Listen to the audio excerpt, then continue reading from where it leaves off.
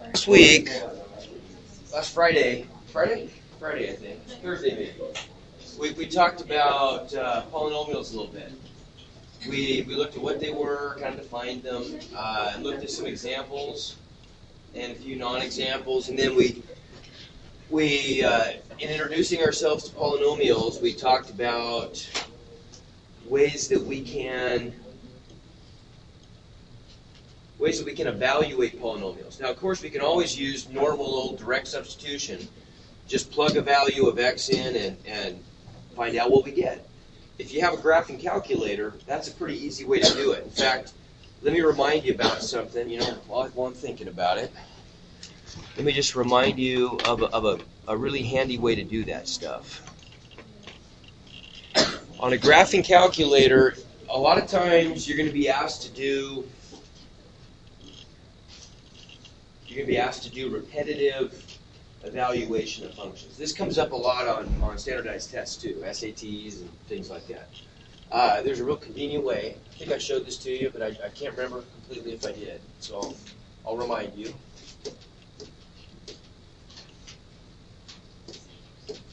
If we want to do something like, say, this guy here, we want to evaluate this polynomial for different values of x. Remember, on your graphing calculators, you can just enter that using x's. So we could say 2x to the fourth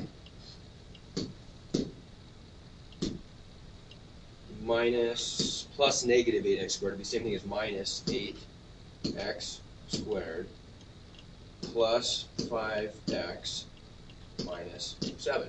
Okay? And then just hit enter. And if we hit enter, we're likely to get back some random gibberish number, and don't ignore that. Remember, what that means is, for whatever reason, who knows what we were doing, but for some reason we had a value of x stored, probably from something you did with a graph. But that's the answer we get when that last value of x that we had stored, we don't even know what it was, when we plug that in. We don't want to plug that one in. Instead, we want to plug in the value, in this case, 3.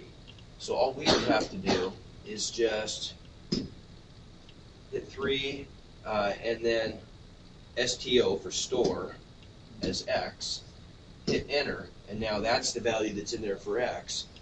If we go up there and grab that expression again, hit enter to get it, and then hit enter to evaluate it, there's our answer. Right? A lot easier. Yeah, a lot easier. A lot easier. So then you can just, if we wanted to do other values of x, if we wanted to plug in like 19 store x, enter, grab the expression, hit enter, there it is. Now there's another way to do this too. It's just an embarrassment of riches here. We can do, if we go up to y equals, another way, and you can kind of take your pick. Whichever way you like. We can plug this in as y1. We're not going to graph it. If we just plug in the polynomial as y1, 2x to the fourth minus 8x squared plus 5x minus 7. Okay, hit enter. We'll get out of there. If we go to table, second table, look what it does. Another thing that's kind of slick. It gives us back values of y for all these values of x. And we can just, if we want to do a bunch of them that are closely spaced, let's say we're just evaluating for all of the x's from, we can make them negative too. If I just go up, I can get negative values. What if we wanted to know what all the values were from -5 to +5? Table would be an ideal way to do that. Okay? Make sense? All right, but what if we don't have a graphing calculator? If we don't have a graphing calculator available, which you won't always, then there's a good little trick that we reviewed. Synthetic substitution. It's really synthetic division, but we don't know that yet. And that was where we pulled out all the coefficients, including the zeros. If there's a missing term in the polynomial, we've got to enter that as a 0 coefficient. If we just grab all those coefficients and write them in descending order from the highest down to the constant, including zeros, then we can make our little bracket. Whatever value of x we are plugging into the function. We'll put that out front, and then we'll just go through our synthetic process. First, we drop down the first number, multiply by 3, stick that up in the next column, add, not subtract. 0 plus 6 is 6, times 3 is 18, plus negative 8 is 10, times 3 is 30, plus 5 is 35, times 3 is 105, plus negative 7 is 98. And then remember, the last thing that I wanted you to remember about this is that they don't do in the book that we're going to do. Put a box around that. Okay, and then the number in the box is the answer. Okay, that's the value of the function at 3. The advantage of this, there's still a little bit of arithmetic to do there, but it's easy arithmetic. It's just multiplying and adding. That's it. We don't have to do any exponentiating, which makes numbers big and makes it harder. Okay, so this makes it quite a bit simpler than just normal substitution. Okay, questions? That's kind of where we were last week. Any questions on that stuff? Okay.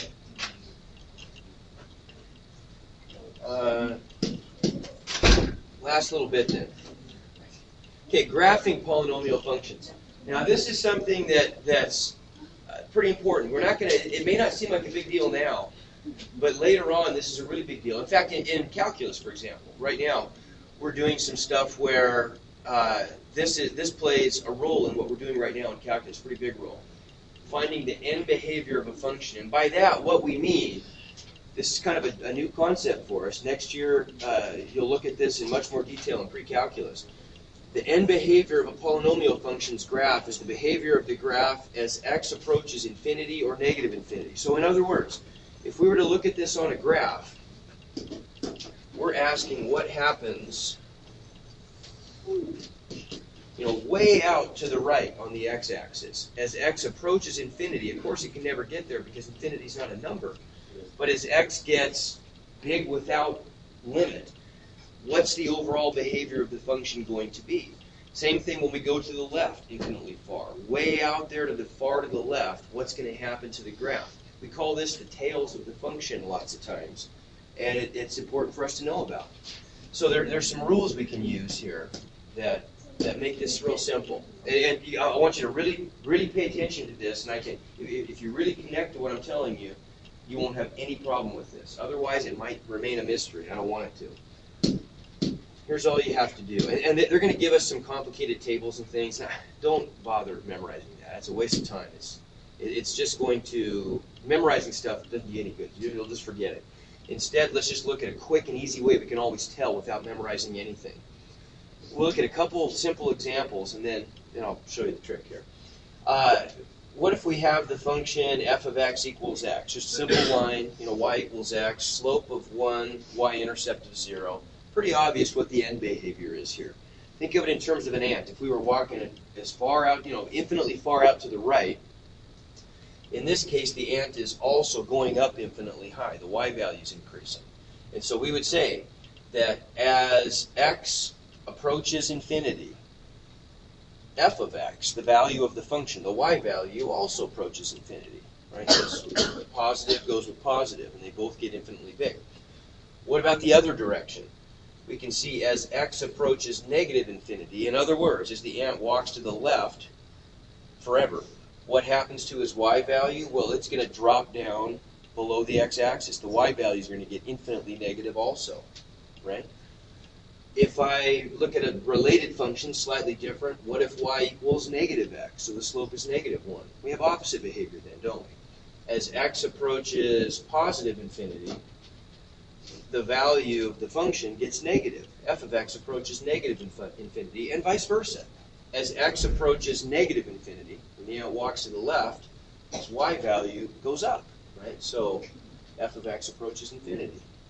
And we can see the same thing for other kinds of functions. What about parabolas?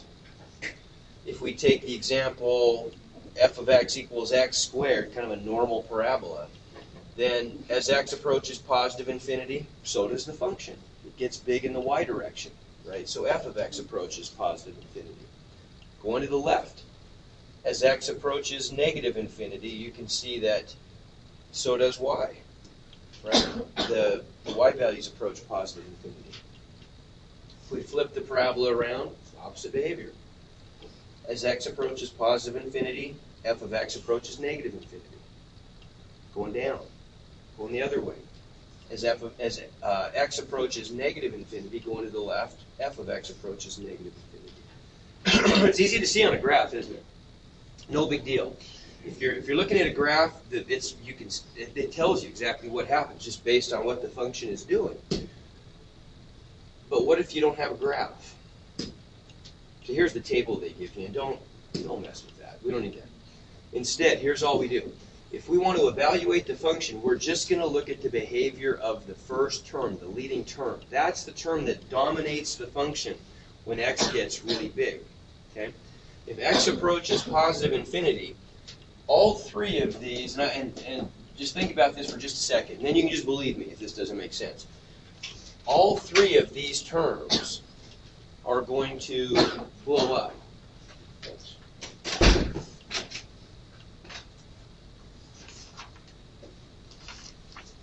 Okay. All three of these terms are going to blow up. As x approaches infinity, because they have x's in them, they're all going to, get big in a positive or negative sense. But which one gets bigger faster? Doesn't x cubed have to get bigger the fastest? For example, if I took a value of like 100, if I plug in 100 for x, well, x cubed is going to be 1,000,000, right? X cubed is really big. X squared is only 10,000. Negative 4x is negative 400. Those all are getting pretty big compared to that measly little negative 1. But the first one is getting big the fastest. And the bigger the x value, the bigger the disparity. The more extreme the differences become. In fact, you could say, as x approaches infinity, the first term is going to get big infinitely faster than the next term, because it's got an extra power of x in there to drive it along even faster. Okay, so long story short, that's a bizarre concept that we'll explore later in math, not so much this year. But all we have to worry about is that first term. That first term is what we call the dominant term. And as x gets really, really big, the rest of them don't even matter. Just focus on the first one. Well, each term, the first term is always going to be composed of a number and a power of x. And so all we have to do is just look at the sign that we get out of that. We know it's going to get infinitely big. It's just a matter of, is it going to be positive or negative? Well, in this case, let's take an example. What happens as x approaches positive infinity to that first term? As x approaches positive infinity, the first term consists of a 1, that's the coefficient, and an x cubed, right? Now, what's going to be the resultant? We know it's going to be infinitely big. The answer is just, what's the sign? Now, as x approaches positive infinity, that means we're plugging a positive value of x in, right? A positive number cubed has what sign?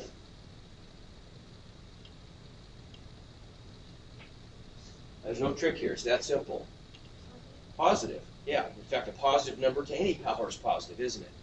Right? So I'm going to get a positive result from x cubed, and 1 is positive, right? So I end up with a positive times a positive, and positive times positive. Can't write this. Positive times positive is what result? Positive. So I know the answer is positive infinity. Okay? Because the first term is going to give me back a positive answer. What happens as we approach negative infinity? What's going to happen? Well, then we're going to have 1 times x cubed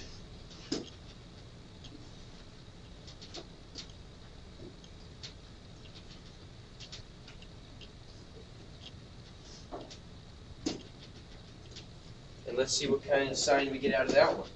1 is positive. What's going to happen to x cubed when I plug in a negative number? A negative number to an odd power is what? Negative. negative number to an even power is what? Positive, right? So because that's negative, we're going to end up getting a negative result, aren't we? We know that the answer for f of x is going to be infinite. The question is just, what's the sign? Well, positive times negative gives us negative. Okay, that's all you have to do. Look at that first term, and look at the sign of the coefficient times the sign of whatever that power of x is going to be.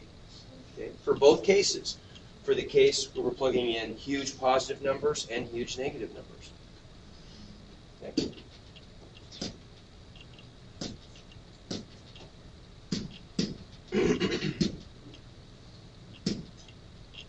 Okay. Well, we can kind of skip the page. Let's look at this example. So just think about that one for a second. You don't have to write it down. As x approaches positive infinity, now just think about this. Don't say anything. What does f of x approach? So I'll write that down and you're going to fill in the blank.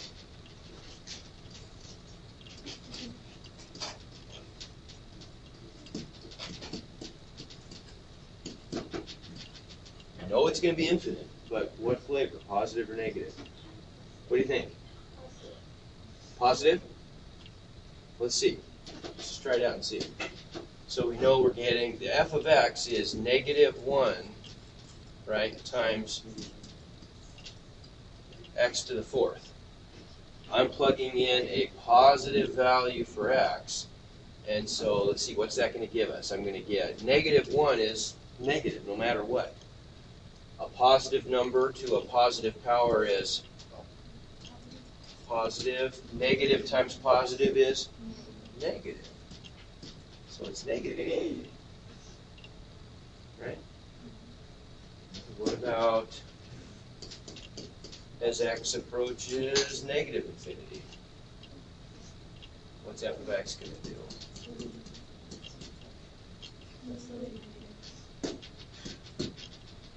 Okay. Well, yeah, let's see. How does that work out? So we end up with, we get a negative 1 times an x to the 4th. So negative. And then if I plug a negative number into an even power, I get back negative number to an even power, positive. So once again, negative times positive is negative.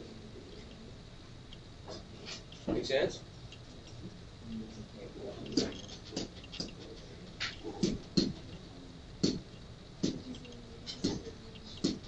Okay. Why don't we